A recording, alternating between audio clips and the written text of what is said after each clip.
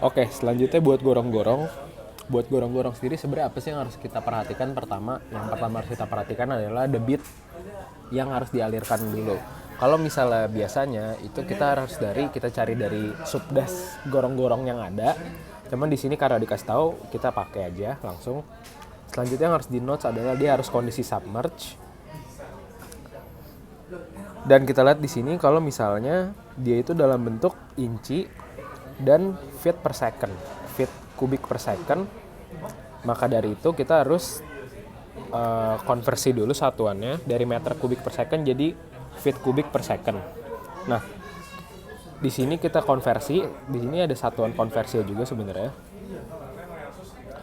Nah, kalau misalnya udah kita konversi, next kita harus tahu kalau kondisi submerge itu apa sih sebenarnya. Kondisi submerge adalah ketika nilai HW per D itu lebih dari 1. Lebih dari sama dengan 1. Karena ketika dia rasio HW per D kurang dari 1, artinya tuh nilai headwater lebih kecil daripada diameter gorong-gorong. Yang artinya dia tuh nggak bakal tenggelam buat airnya. Itu buat kondisi submerge. Selanjutnya kondisi yang harus di tempat yang lain adalah ketinggian dari kapasitas drainase, di mana di sini kita udah dapat hitung tuh nilai 157,48. Dapatnya dari mana? Artinya perbedaan elevasi sini sama perbedaan elevasi sini. Nilai si 157 ini harus lebih besar dibanding nilai HW plus jagaan.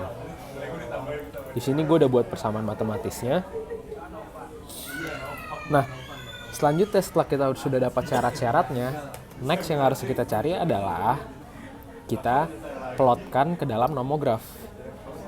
Kita lihat di sini bentuk groove-nya, dia bentuk gorong-gorong adalah groove end with head wall dengan diameter 84 inci.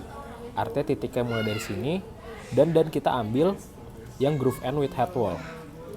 Oke. Pertama kan tadi debitnya 984, artinya kira-kira kan titiknya di sini. Ini terasi pertama gue yang warna hijau by the way.